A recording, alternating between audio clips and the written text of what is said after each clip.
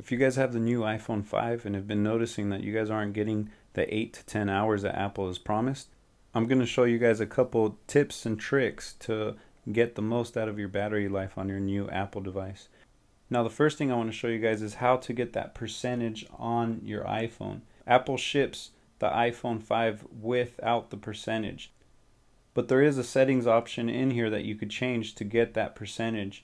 So if you go to settings and then you go down here to general and you go to usage and then you scroll down to the bottom here, you'll see that it says battery percentage.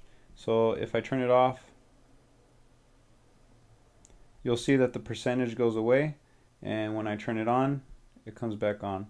So now I know that my battery's at 30%. Another good thing to note here is that under usage you could see how much you've used your iPhone 5 throughout the day on its last full charge.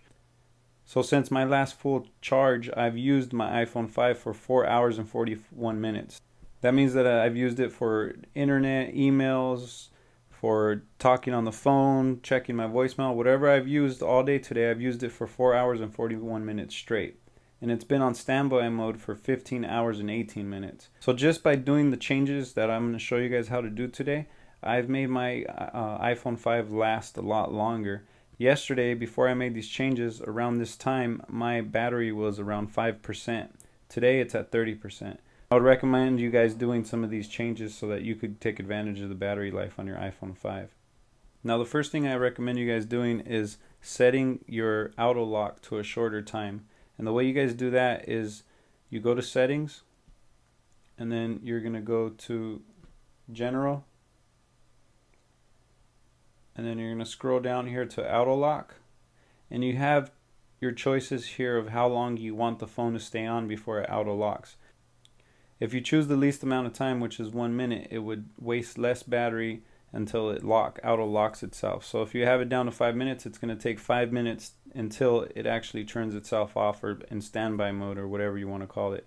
So I recommend doing it up to 1 minute. That's the shortest you could choose, and after 1 minute it'll actually turn off. Now the next thing I recommend doing is turning off your Wi-Fi and Bluetooth when you're not using them.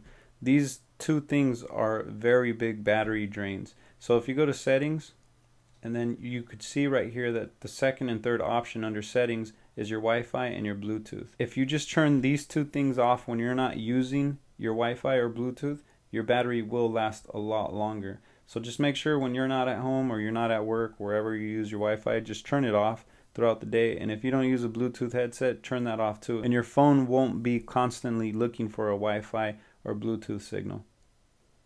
Now the next thing I recommend you guys doing is dimming your screen. So if you go to settings and you scroll down here to brightness and wallpaper, you could actually choose how bright or how dim you want your screen. I usually keep it at 50 or a little bit lower than 50%, which is about the middle. So if you don't need it to be that bright, you could just go ahead and dim it a little bit, and it will save a lot of energy. Also, a good idea while you're in here is to turn on auto brightness, and it will detect how bright you need your iPhone to be in certain light situations. Now if you're in an area where LTE isn't yet available, which is in a lot of places depending on what carrier you have, I would recommend turning off LTE if you're not using it or if you don't need it. To do that, you go into settings, and then you're going to go to general, and then you're going to go down to cellular. Go ahead and click on that, and you'll see right here where it says enable LTE. Go ahead and turn that off if you're not using LTE. And that'll save a lot of battery also, just because it's not looking for the LTE network that it's never going to find. Now another good way to save battery is to turn off your location services. So if you see right there that little triangle looking thing, if that's on, that means that your phone is using the GPS to locate you for whatever app you're using. So say you're using Maps, it's going to turn on. But there's other applications that we don't need the location services.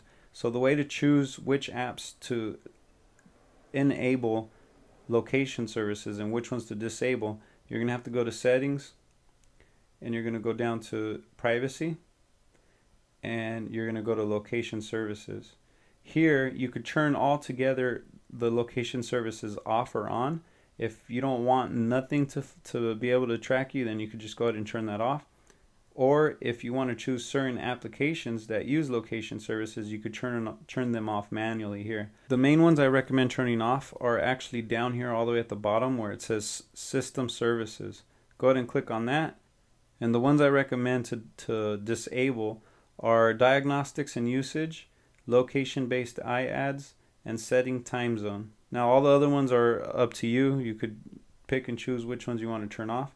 And you could also choose up here which applications you want to turn on and off. The next thing is notifications. You could assign which applications you want to notify you and which ones you don't want to. This will help save your battery life by having those apps not check every single time when they need to notify you. And the way you do that is you go to settings again, and you're going to go to notifications, and here you could choose which applications you want to notify you. So I would recommend going down here to the weather widget, and you could turn off the notification center for off for the weather widget if you don't use the weather. I would also recommend turning off the stock widget if you don't use that application. Not too many people use it, so turn it off. You don't need it on all day, draining your battery. Now, one big thing that does drain your battery is emails. So if you have the iPhone5 set to push all the emails to your phone is always going to be constantly looking for new emails to push. I personally manually check. So whenever I want to check my emails, I just manually hit the refresh and it'll bring up everything. Instead of every 2 minutes or every 5 minutes or 15 minutes it's checking, I'll just check whenever I want to. But some of you guys have more important emails and want to have it automatically pushed. But there's different settings you could have here with the email. So just go to settings. Go down to mail, contacts, and calendars. And here you could actually choose which ones you want to push. So right here I have fetch new data off and push off. You see right there off. So this means that I have to manually check my emails. Now if you want the push setting on, I'd recommend doing hourly. So I have it at manually because I like to manually check. If you go under advanced, you could also choose which ones you want to fetch and which ones you want to push. So there you go. I hope these battery tips help you out and help you get a lot more out of your new iPhone 5. If these tips helped you out, give me a thumbs up down below. If you have any questions, comments, or even any other tips to give to everybody else, go ahead and leave them down below. And don't forget to visit informalgadget.com.